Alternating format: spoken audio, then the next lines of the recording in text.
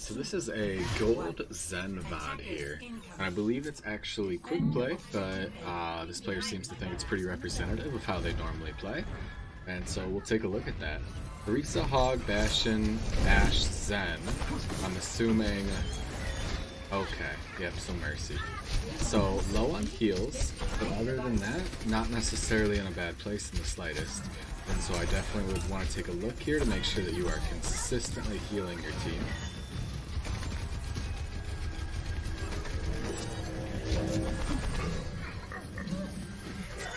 Better than most gold comps that I would expect. From here, I'm getting concerned though. So, a great question to always ask yourself is, can I one-shot and can I be one-shot? And on Zen, the case is almost never that you can one-shot.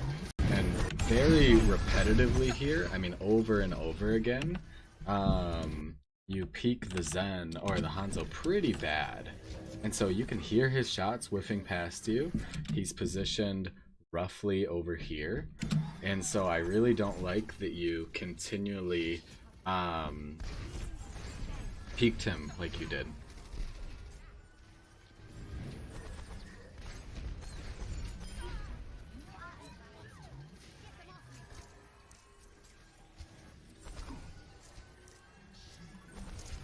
Why are you kind of frontlining there? You're in front of your Orisa, and you and your Mercy, or your Ashe, ended up being two of the very furthest people up there. And yes, you weren't like crazy far up, but very easy for like a Hanzo or similar to farm you.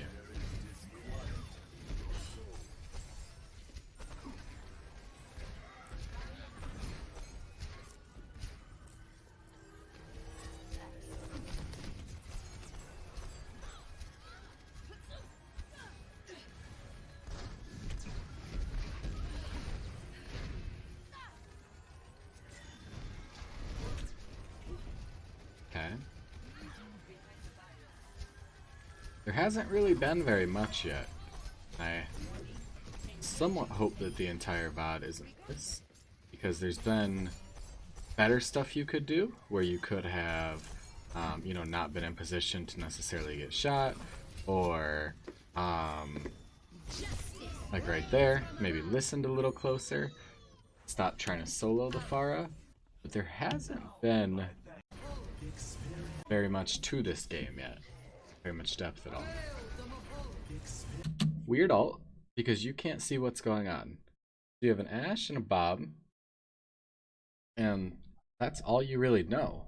You don't necessarily know that they're in any danger, and your ult actually ends up being really, really, really pointless. And if another ult had killed one of your teammates, such as if those dragons had been right on someone, if their Ryan had pinned someone, even, you know, that Nano Diva, it would have been your fault 100% because you threw your transit. It had literally no value.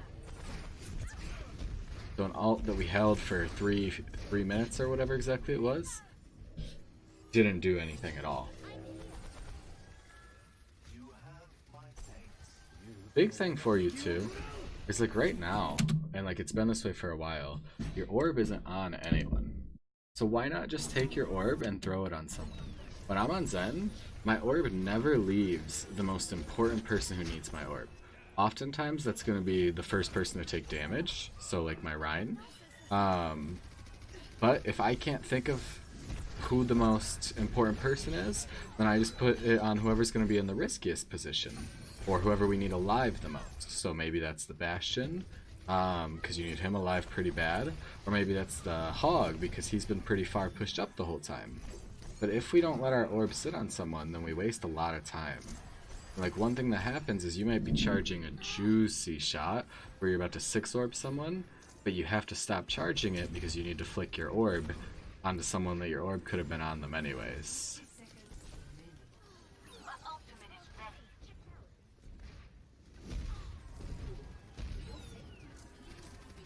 Super poor orb usage there. I don't know why you wouldn't heal your Mercy real quick. In some danger.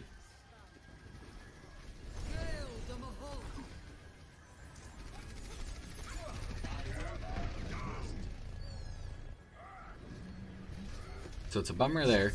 that we were playing too far up, and so we got hacked. Like, there was no reason at all for us to play that far up and get hacked. You were perfectly happy and fine back in that kind of cove area, corner area that you were sitting in most of the time. You could have just stayed there. Ooh, we gotta look a little bit more. I can see her fly right up to us. But if we could have just stayed in that cove corner kind of area and held our transcendence, and really this relates to a bigger talk overall.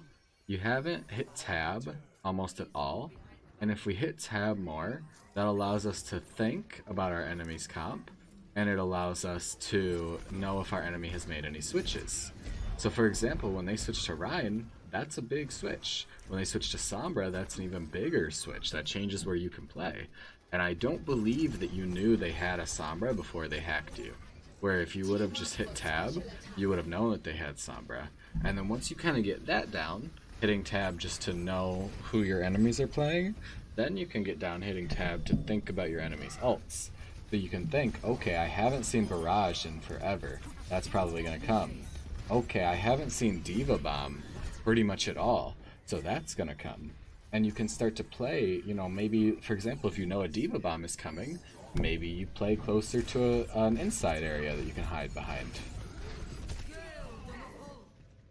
Okay, so I don't generally comment on mechanics, because I don't think that there's a large point, but the comment that I do make about mechanics is that if you are not confident in your mechanics to 1v1 someone, then do not go 1v1 them, because you're just throwing.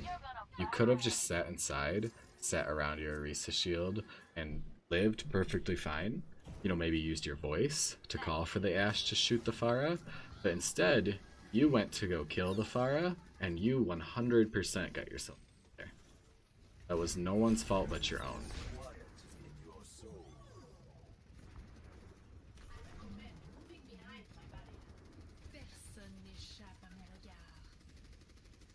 Think about where you're playing. You're playing like under your Orisa shield there.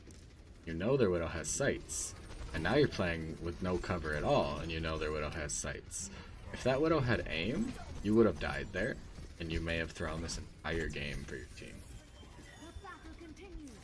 And then that would have been 2 deaths in a row, where you died both times, and it was 100% your fault both times. There's very, very, very little that you are doing this game. That's not 100% your fault. Like, that's not even necessarily a bad thing. Like, your team has been holding them back fairly well, but that doesn't mean you can't do more. And one of those ways you can do more is simply by staying alive, staying in a safer position. Like right here, we're just sitting out in the open. We know they have a Widow.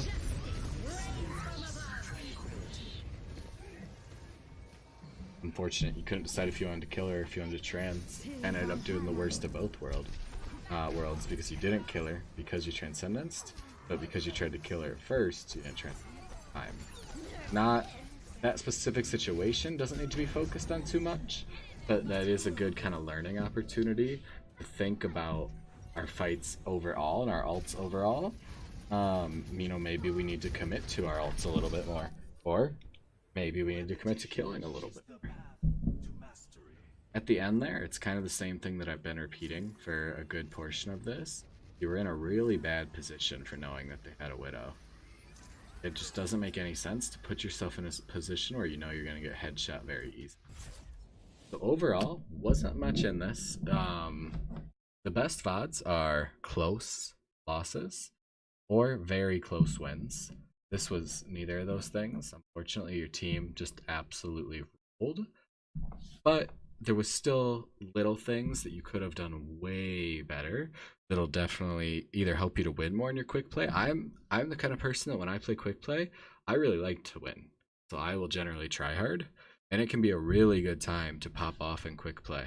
Especially on like a hero like a Zen, you can get so much value and so many kills. But the first step to that is making sure you're alive. And that's what you really need to focus on right now. Making sure you're alive involves your positioning, involves the 1v1s you're taking, involves using your ult at the proper time, And if you can just work on that, making sure that you're always alive, I think you and your team will start having a lot better time. And I think that you'll very easily get out of gold because most gold players, unfortunately, don't know how to keep themselves alive.